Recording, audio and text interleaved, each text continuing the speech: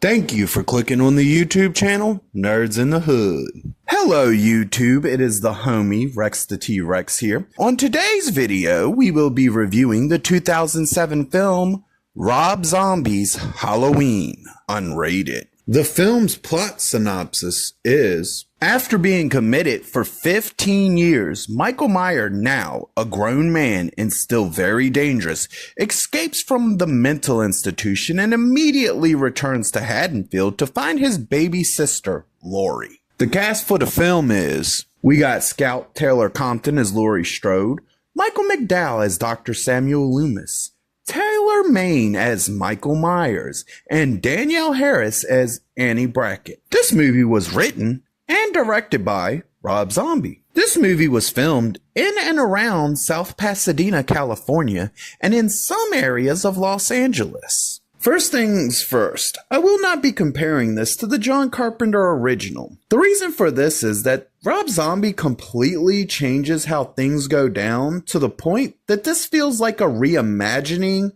from the ground up and not really a remake. If it had been a damn near shot-for-shot remake that changed minute amount of things, I would do a lot of comparisons. But due to the fact that this is a completely different movie from the original, I am choosing to review it as such. One thing I will say though, and this will be the only time that I bring it up and compare this film to any of the other films, is that Rob Zombie did do something way fucking better than any of the other previous Halloween films. And that's the fact that he built the family aspect into the story from the get-go. So when you get to the next film, you don't get this realization that feels like a lazy tacked add-on that, oh, all of a sudden Laurie Strode is related to Michael Myers. No, he grounds that into this movie out the gate, which allows this to be the perfect version of that family storyline. Rob Zombie brings his gritty, real grindhouse style to the Halloween franchise. And for the story that he's choosing to tell and the way he's choosing to tell it, it fits the film perfectly. Rob Zombie brings a level of realism to the franchise that we have not seen on this level before. And yes, I will admit that the original Halloween set of films did have some realism to them, but this is grounded purely in realism. So you're not going to get Michael is pure evil just because Michael is pure evil. You're going to see why Michael is evil. You're going to get this story where you understand better where Michael's coming from, but you don't sympathize with the character and you don't feel like the character is somebody that you understand or feel like you would be able to have a conversation with. He still feels like the definition of just straight up fucking evil. Rob Zombie continues to use his talents as a musician to provide this movie with an amazing soundtrack. I have seen other directors attempt this, but they can't even get close to not only the talent that Rob Zombie has in doing this, but the fact that Rob Zombie has perfected this to his art and to his movies so beautifully that he does it every time and it's always perfect. As always, Rob Zombie's focus is to make a movie for specifically the fans. He doesn't try to cater to a crowd that doesn't exist. He doesn't try to make the movie for a bunch of people who are never going to see it. He specifically makes this movie for people that are fans of what he does. Now, I'm not going to say that if you're a Halloween fan, you're going to love this movie, because even though I am a Halloween fan, I've talked to a lot of Halloween fans that aren't me, and they don't like this movie for some reason or another. And a lot of it seems to relate back to the fact that they cannot separate the fact that John Carpenter only directed 2 of these films. And ever since then, it's been somebody else every time. And for some reason, because Rob Zombie comes in and puts his flair of grittiness, grindhouseness, and gives it a whole new level of realisticness that you're not going to find in the main franchise, people don't seem to like it. And my thought on that is you're not really a Halloween fan. You're a John Carpenter fan. And that's okay. That's Cool. You don't want the man's image messed with. You don't want what you believe is sacred messed with. But here's the problem with that. Rob Zombie didn't even fucking touch that. So stop trying to compare it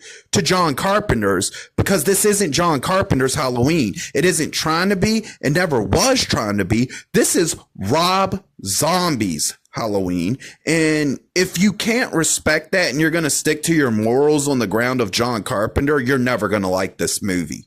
If you're going to stick with, oh, it's got to be Carpenter, it's got to be Carpenter's version, just don't even bother to watch the film. Because at this point, you're just setting yourself up not to like it. This movie takes a realistic approach to Michael and gives him a backstory that builds up why Michael is the way he is. And this works amazingly in this movie. And it also works amazingly at setting up the family aesthetic that's going to become prominent in this movie for the character. Rob Zombie picked an amazing cast that excelled at bringing his unique vision to life.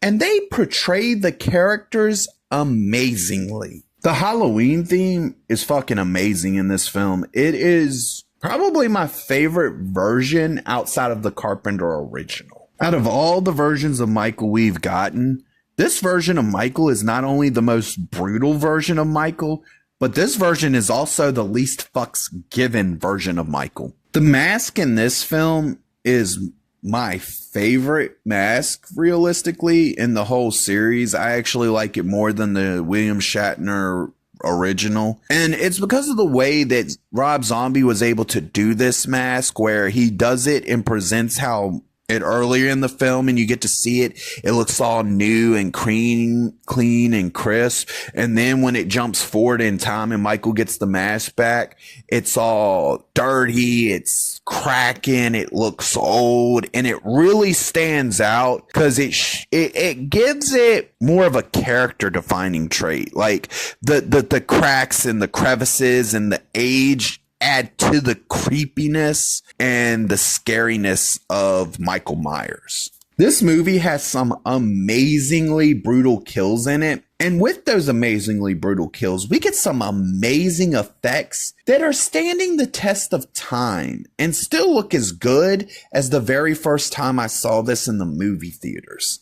While this movie does follow some of the same story beats as the original, everything in this movie still feels original to itself, and it feels unique in a way that I don't think any other director will ever be able to replicate it in any way, shape, or form, because it takes a very talented person like Rob Zombie to be able to take an idea and elevate it without fucking it up. And that's what he did with this film. Rob Zombie continues to show that he can write realistic characters who have some extremely realistic, down-to-earth, grounded in reality dialogue. This movie does really good at showing how what Michael does affects not only his family, but the people around him as well, and the toll that that kind of evil can take on a sane person. And this is done beautifully. Rob Zombie uses his unique ability of being able to present all kinds of different styles of people with different unique personalities, and even does great at showing you that there's good, there's evil, and there's a little bit of shades of gray in between, but it's not a whole lot. Because Rob Zombie makes sure to define good and evil in the movie to the point where there is no question what is good and what is evil. One of the neat things that I think Rob Zombie did with this film was the fact that instead of making it so that Michael Myers is the local legend, his name has become forgotten. He's just the boogeyman, and the legend is attached to his house. And it works better in this aspect because it's more believable. It's more understandable why kids fear that house, the Myers house. And it's explained that it's because they believe the boogeyman lives in that house, which allows Michael to still be the boogeyman of the film in that sense. But it presents it in a way that they're not talking about Michael. They're talking about an entity, because in their mind, Michael's been gone so long, that's what he's become, and the local legend is attached to the house that the entity came from. Another unique thing about Michael in this movie is he does not have any superpowers. He's not presented as having any superpowers. And one of the traits that they didn't give him in this movie, and I like it better here, is the fact that magically in the original, Michael Myers is able to drive without ever being taught how to drive. And Rob Zombie just fucking leaves the driving completely out and actually makes sure to incorporate enough time in between the time Michael escapes and the time Michael shows up in Haddonfield to feel like he realistically was able to walk from one location to the next. We get a great third act that wraps up the story in a unique and original way. Rob Zombie gives us a Halloween movie that doesn't try to be a remake of the original. This movie does amazing at setting up the family aspect in a more grounded way that doesn't feel like a lazy add-on that it was in the original Halloween. This movie sets up Michael as being evil, but it also doesn't try to make him pure evil. It just sets him up as evil. And realistically, that's all you needed for Michael to be if you wanted to include the family aspect to it. So at the end of the day, while I understand why some John Carpenter Halloween fans don't enjoy this movie, I will say Rob Zombie did amazing at creating his own version of this character. This film receives the rating of "That was something special." If you liked the video, please click the thumbs up. If you disagree or agree with me, please leave a comment. And if you really want to see more of me, please hit that subscribe button.